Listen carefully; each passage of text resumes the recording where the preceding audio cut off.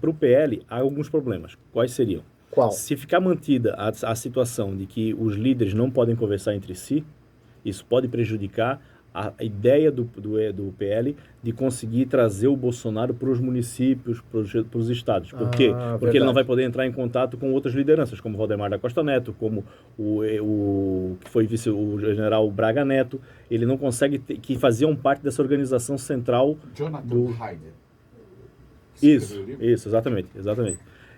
Que não vão conseguir trazer, articular esse trabalho de campanha que iria ser feito com o PL. Então, isso pode ter interferência no partido. Houve uma ação também do PT, de um senador do PT, já pedindo para que o TSE investigue o PL, para ver se os recursos utilizados do PL, recursos públicos, foram utilizados para financiamento da manifestação, do 8 de janeiro e tudo mais. Se ficar comprovado isso, também pode ter consequências para o PL, como partido. Então é uma coisa que a gente vai ter que apurar durante o decorrer agora das investigações. Quanto ao impacto junto aos eleitores do Bolsonaro, aquela ala mais convictas, eu acho que é pouco provável, tem pouco impacto isso. Eu percebo que haveria 2 pontos que as investigações, que se avançarem ou que se chegarem em algum momento, que poderiam afetar essa paixão bolsonarista. Seria a corrupção, uma corrupção direta, né, uma relação de corrupção direta do ex-presidente ser comprovada que ele recebeu algum tipo de suborno, e ainda falo desse tipo de corrupção, por quê? Porque a maioria da população entende corrupção como isso. Certo. É o desvio de recurso público para o próprio bolso. Certo. Ela não entende corrupção como favorecimento de parceiros, ela não entende corrupção como benefício para um filho, ela não entende corrupção como empregar os amigos em determinado ponto ou indicar, ela não entende isso. Ela entende o quê? Que o desvio do recurso público para o próprio bolso. Então, se ficar comprovado alguma coisa nesse sentido, poderia afetar essa ala mais convicta do Bolsonaro, porque ele tem muito forte essa bandeira anticorrupção e ele destaca sempre que nunca ficou nada comprovado contra ele nesse sentido. E essa ação toda, ele não ficou calado não, segundo tu vendo aqui. Hoje, várias manchetes de jornais, as manchetes todas só Bolsonaro, não falando nem o nome da ação, mas só Bolsonaro. E segundo o Metrópolis, após reunião, Bolsonaro disse, vou entrar em campo usando o meu exército. E essa frase pode ter 2 sentidos, né? Ou exército mesmo, ou o exército que você diz agora que são os apoiadores. Mas isso ele já falou, está no relatório essa fase. Essa fala é do relatório dele, é uma da reunião gravada com os ministros, onde ele fez essa fala. Onde ele fez essa fala. Isso foi antes das eleições. Isso, antes das eleições. O Metrópole trouxe aqui Bolsonaro após reunião. Não, mas essa na reunião é a reunião gravada, que era o que aconteceu. Em 2022. Se vocês lembram da reunião que teve aquela reunião que veio a público do Sérgio Moro, sim, onde o Sérgio Moro disse que foi coagido e tudo mais, que aí na época o STF determinou que fosse publicada a reunião. Então, a partir dali houve uma proibição de gravar reuniões. Ao que indica, houve uma proibição.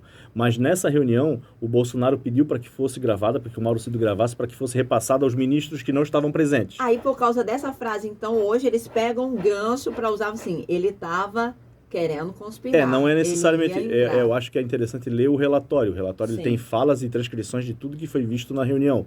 Né? Ontem, quando ele quebrou esse sigilo do relatório, é possível que daqui a pouco seja quebrado até o sigilo da próprio vídeo da reunião. Já foi quebrado. Já então, está publicado. Daqui a pouco o vídeo já deve estar rodando. Já tá rodando? Eu já vi hoje, mas não consegui, obviamente, em razão do jornal aqui, a gente chega cedo e tem outras preparações, mas eu quero ir mais além. O meu papel aqui, gente, é botar ele na parede, porque ele tem que analisar isso politicamente, tá? Primeiro, deixar bem claro, eu não tenho político de pelúcia, tá? Político de pelúcia comigo não tá? Longe disso. Não tenho partido, não sou filiado a partido, não faço escolhas. Meu papel aqui é fazer pergunta. A questão é, hoje, a oposição, a maior bancada, fala que é perseguição, que não há materializado um golpe de Estado como alegam, e agora veio à tona aqui pela Polícia Federal. Mas ontem, ouvindo alguns advogados e sobre o tema, veio aqui a travessia do Rubicão. Você conhece essa expressão, Jackson, que era um rio que existia lá na Roma Antiga, onde o significado em alusão do Rubicão, ou a travessia do Rubicão, como é usado no jargão jurídico, tá? Júlio César, na época imperador, só poderia atravessar o Rubicão com suas tropas, e aí vem essa expressão, tá? Para tomar o poder dos senadores, de uma república que existia na Roma na época. E ele atravessou o Rubicão e se deu bem na época, acabou voltando o império lá em Roma. A questão tudo isso que está sendo apurado, está sendo atravessado aí o Rubicão, por assim dizer, porque um Estado democrático de direito, ele só é colocado em prática se você o derruba, isso é fato, mas e se você planeja fazer isso? Então, o crime acusado é tentativa de derrubada, né? De abolição claro do Estado que não de houve. Direito. Se Isso, houver mas o que se fica investigando e que se chega, e pelo que apresentou o relatório, é de que em tese haveria um planejamento para isso, mas que não houve a mobilização da cúpula do Exército aderindo ao plano. Sim, isso que mostra... E por isso que não foi concretizado. E por isso que não foi colocado em prática. Então, mas houve reuniões... Essa reunião é interessante porque... ao que tudo indica, e falaram que durante a reunião, o próprio comandante das Forças Armadas questionava. Tá, vocês estão falando isso tudo e estão gravando?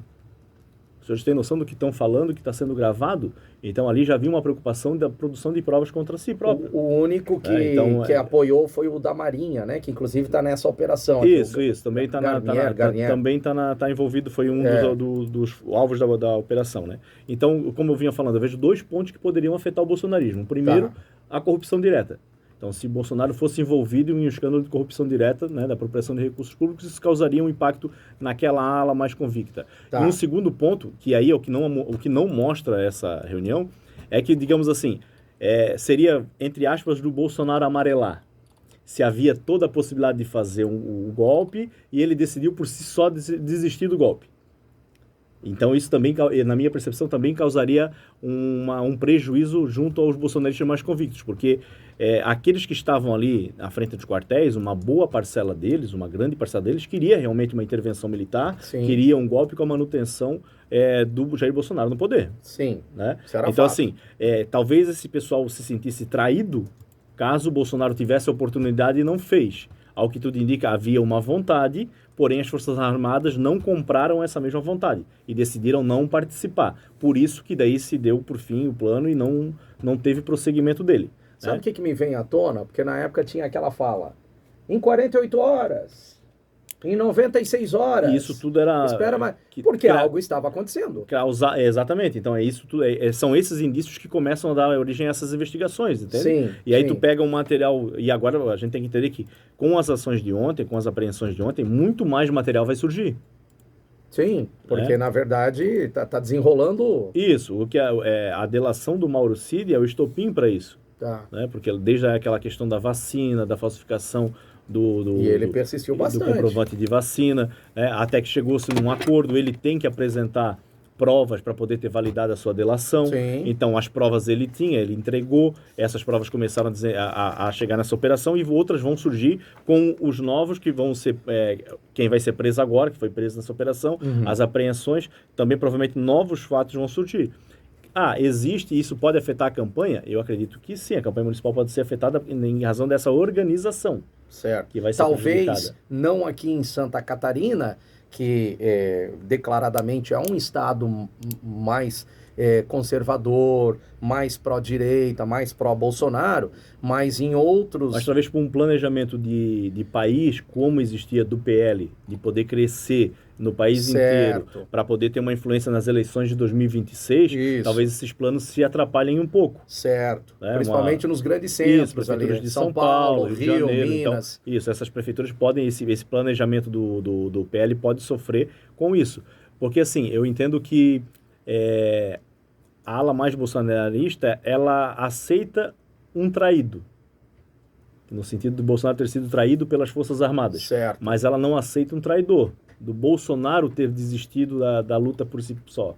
Então, se naquele momento ele poderia ter todas as condições e não o fez porque ele não quis, eu acho que isso aí afetaria mais a questão da imagem dele. Entendi. Então, a imagem dele eu entendo que está preservada junto aos bolsonaristas mais convictos. Sim. Né? Talvez o PL enfrente dificuldades do planejamento que ele tinha. Sim. Né? De expansão a nível nacional como ele tinha, porque a ideia era expandir ainda mais em 2024, para que em 2026 ele tivesse uma bancada maior, uma estrutura maior de prefeitos e vereadores, para que isso resultasse em mais deputados federais, mais senadores. Claro. Né? Então, e um fortalecimento da direita, digamos assim, no país. Então, eu acho que aí é que existe um prejuízo para o PL. Né? E aí não entra, então, aquilo que eles alegam que é apenas uma perseguição política para que isso não aconteça?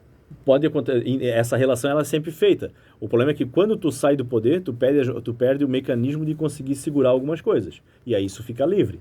E aí essa velocidade de como as coisas acontecem, a gente não pode ser ingênuo em acreditar que não existe alguns momentos em que há aceleração ou redução de processos, de velocidade de processos. Né? Isso a gente percebeu, como também se alega.